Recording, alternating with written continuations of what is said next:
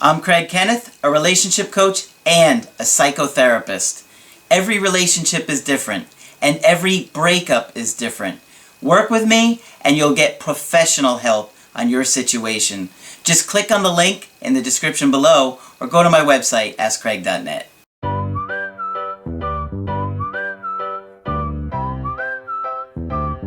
Hi there, I'm Coach Kenneth, and in today's video, I'm going to be talking to you about I do miss him.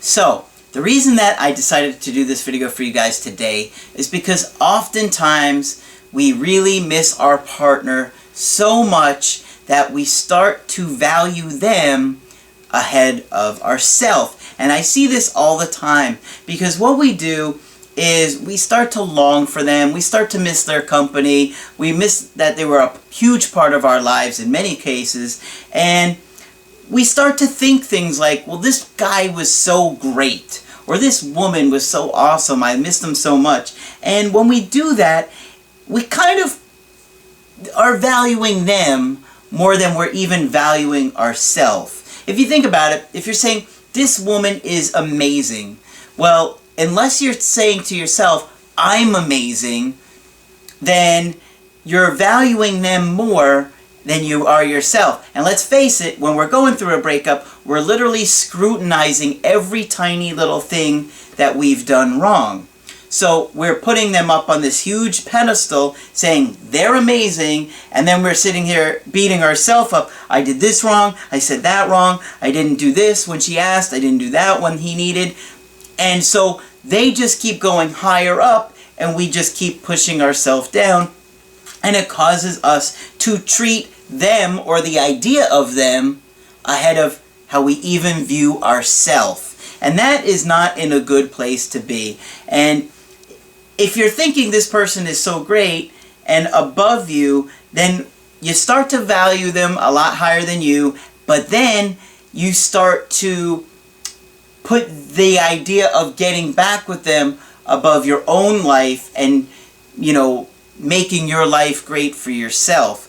And the other thing that it causes you to do is, if you do have the opportunity to be around that person, you're acting unnaturally because you're terrified of losing them again. And that is never a healthy place to be. And guys, that is one of the things that I will talk to you about when we're doing Skypes together, because I will evaluate what's going on with you and how you're, acting around your ex, or,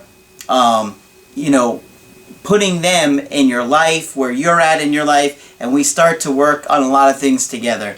So, got a really good email today from a woman that I did a Skype with a couple weeks ago, and we're going to do another one soon. But in between that, she did an email coaching with me, and this is the email from her. She's in her mid-30s, dated a guy, dated a guy for about a year. He's a couple years younger than her. So this is what she said. Before our call, I had been watching as many videos as I could, and I have continued to do the work since then. Great job. My eyes are really open, and the light bulb moments keep happening the more I listen to your videos. They are so helpful in my learning process, as well as just keeping me sane and on the right track. So thank you so much for the quality work you do, and for your devotion to changing the industry. Well, thank you for those kind words. I really appreciate that. I have gotten a lot of terrible advice before. Yes, the terrible advice is everywhere. And you better think long and hard about who you want to go to for help. Seriously, that was the main reason, or a big part of the reason as to why I decided to do this for myself, was after years of watching terrible advice and scam artists trying to take advantage of people, I decided that I was going to do my best to change this and teach you guys the healthy way, the real way, and as you could see, the psychological and the underlying issues and the attachment theories and stuff like that to help you really change your life. And not only that, to give you the skills to have an amazing relationship, to work it out once you do get that opportunity. Because a lot of the stuff out there doesn't give you any skills. The manipulation, some of these people are all about manipulation. Well, that is not going to get you far. Honestly, Nobody's going to be manipulated in a relationship and want to stay in a relationship, because who is that foolish to live like that? Not many people. So I tell you like it is, and I tell you what you got to do, and I give you the skills to do it. So those of you that are doing the work, you're going to see results. You just have to wait for your opportunity in a lot of cases. But let me go on. You and I had made a plan to wait until after tax season was over, and then after my birthday, which was around, well, it's coming up, to see if he reaches out with an indirect direct approach. I was then to wait a couple of days after my birthday to send a text, "You must be relieved that tax season is over." And that was a good plan that worked for her situation, not necessarily for you guys out there as far as the no contact. There was a complete backstory that led to me suggesting that. Not so if you're thinking no contact and bringing no contact, don't take that for a part of your plan. This was only because of her situation. We did a Skype together and I knew the whole situation. Well, I didn't have to, because last Thursday my brother, who also lives nearby, was in a terrible car accident. Ultimately, he is okay, but when I got the call from my mom, I frantically left the house to meet him at the hospital, which is a few hours away. And I knew I might have to stay the night. My friends agreed to walk and take care of the dogs, but they didn't have a key. So her ex had the key. He said for her friends to let them know the ex what was going on so they could get the key and retrieve it to take care of the dogs. Later that night, he texted to check on my brother. I gave him an update and told him thanks for coordinating with the key. He asked me to keep him posted. So at least this guy does care about her. He cares about the brother, cares about what's going on. So that's a good sign. We kept texting through the next few days about the accident and my brother, and on Sunday I called to see if he might be able that night to get together. Now, this is a mistake. She was trying to ask for a last-minute plans with him, and I would not advise that. Like I tell you guys, in situations like that, you want to say, when are you free to get together? I think she got overexcited and jumped the gun, and as a result, she got rejected. Which is why I say you don't want to do something so quickly. He wasn't, because he was sick, or had been sick. But we set up a date to meet up for Tuesday. He confirmed the plans for Tuesday to meet for a casual dinner. His words. At a place a few blocks away from us. We live in the same neighborhood. He was very tense. He had just come home from work. He might have also been tense because he was expecting an argument or a relationship talk. We hugged and took a seat. When I had called him, I had alluded to me having a lot of good news. And so he was interested in hearing what I had to say.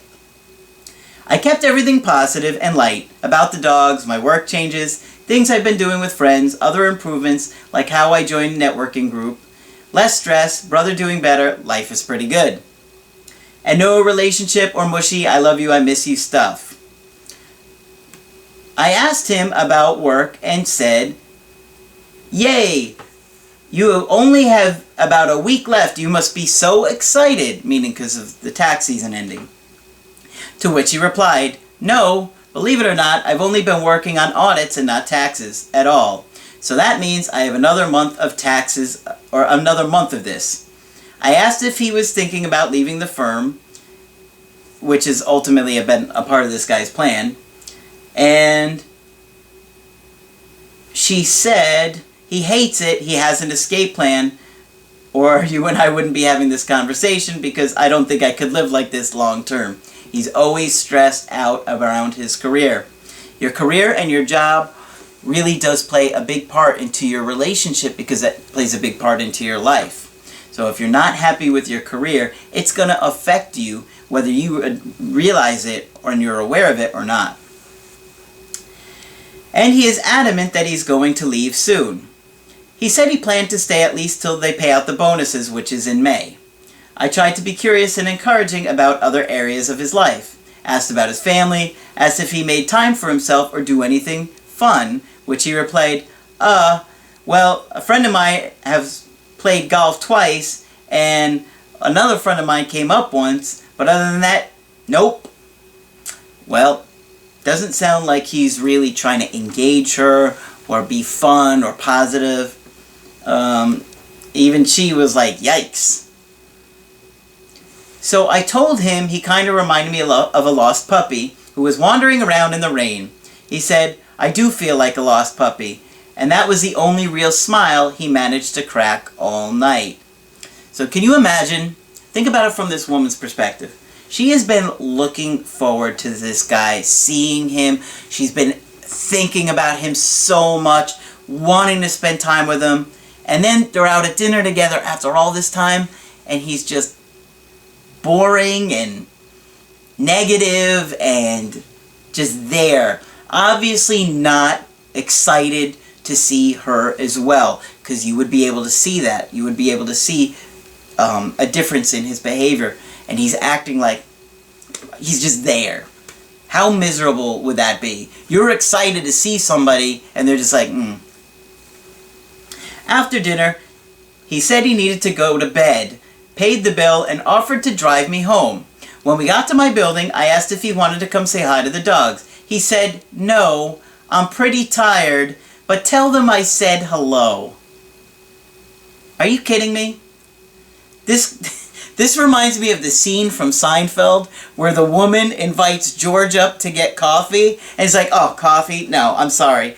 It's too late. I don't drink coffee at late.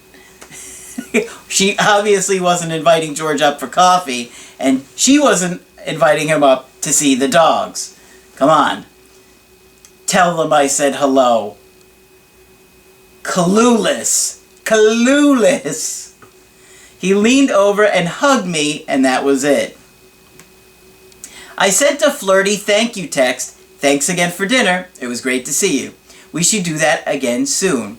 And don't wear that jacket anymore unless you want me to not be able to stop thinking about how good it makes your shoulders look. He responded with, it was nice to catch up. I'll keep it in mind about the jacket, LOL. This guy is clueless. And I think she came on a little too strong here. She was trying too hard, which is my point when I started this video, was talking about trying too hard because you value a person so much that you're not valuing yourself. Had you been valuing yourself more, you'd be sitting at that dinner thinking, boy, this is really not much fun. I've been looking forward to seeing you, and you don't even seem to care to be here with me. Thinking that maybe I should try to keep the lines of communication open, I sent a text on Thursday.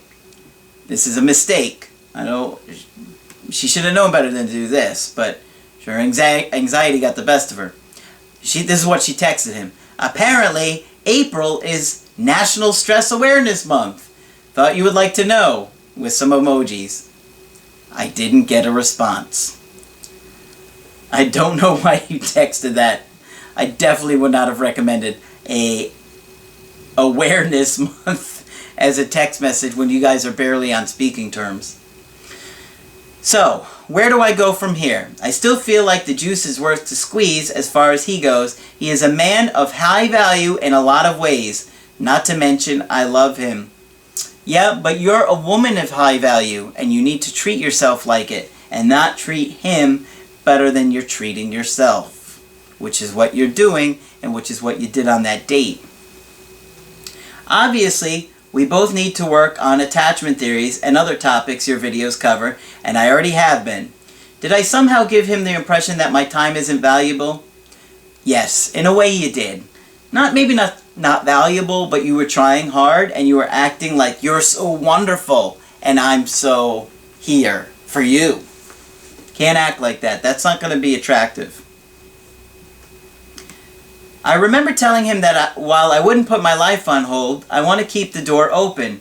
I don't want to go the jealousy route. I don't think that's fair, and I really don't think he'd go for that crap anyway. Well, in your situation, I would not suggest it either. Maybe he is just overwhelmed with work and thought that he might need to make major changes to get a better quality of life. Well, he does sound pretty miserable to me, and I wouldn't want to really be spending my time around somebody who's just miserable and unhappy. Alright. I believe he wants marriage and a family in the near future. Throughout most of the year together, we were talking about marriage all the time. He was saying, we this, we that, and he truly put me and my needs first all year. I want to give him the same thing, and maybe what he needs is to be left alone so he can get through this and make decisions to be able to stay focused on getting tasks accomplished. 2, he can continue to be the provider I know he wants to be. Or am I fooling myself into believing he still sees value in me at all? Well, his actions aren't showing you that right now, but you're certainly showing him that he's valuable. So you're putting him here, and you're putting you here.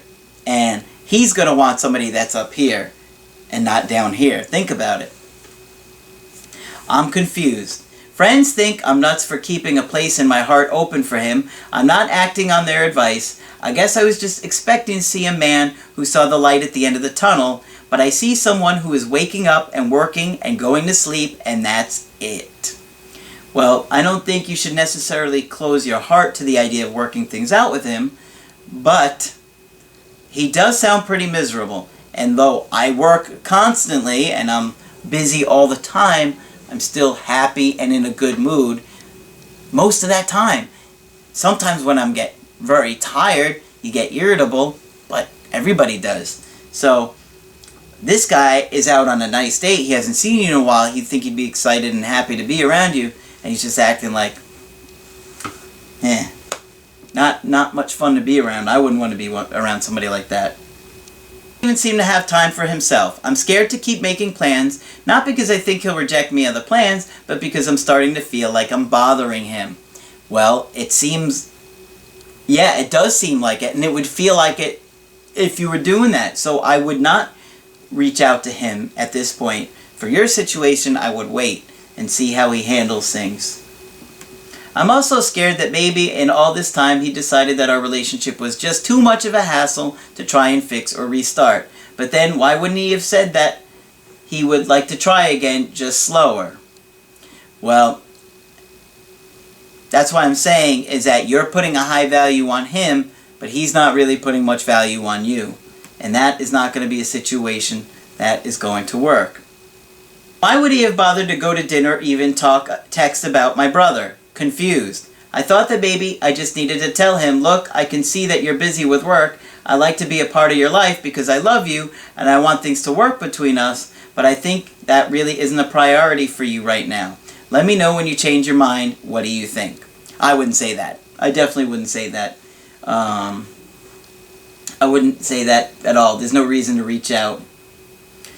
I will keep watching your videos and looking forward to your response. Thank you so much in advance. I do miss him, and it breaks my heart to know that he's miserable right now. I know the best thing I can do is keep working on myself. I feel like I'm on a roller coaster. Some days I'm feeling really good, and other days the pain is unbearable. Well, that is completely normal. We go through different kinds of emotions during a breakup all the time. Happy, sad, angry, confused, scared, hurt, betrayed. So many different feelings. So many different feelings when you're going through this. I would say ultimately, right now, you're trying to force things. You made an effort, you were reaching out, you were trying, and he was kind of like, he was with you, he was boring, he wasn't making an effort, he wasn't positive. Yeah, life might be tough for him and stressful with work, but at the same time, if he valued you the way you valued him, you guys would have had an amazing time while you were together. So, if you want to get my help personally, go to my website, askcraig.net, sign up for the coaching option that works best for you. I do email coaching, I do Skype coaching, and if you need to get a hold of me within 24 hours, I do offer emergency coaching. So, that's it for this video. I'm Coach Craig Kenneth, and I will talk with you soon.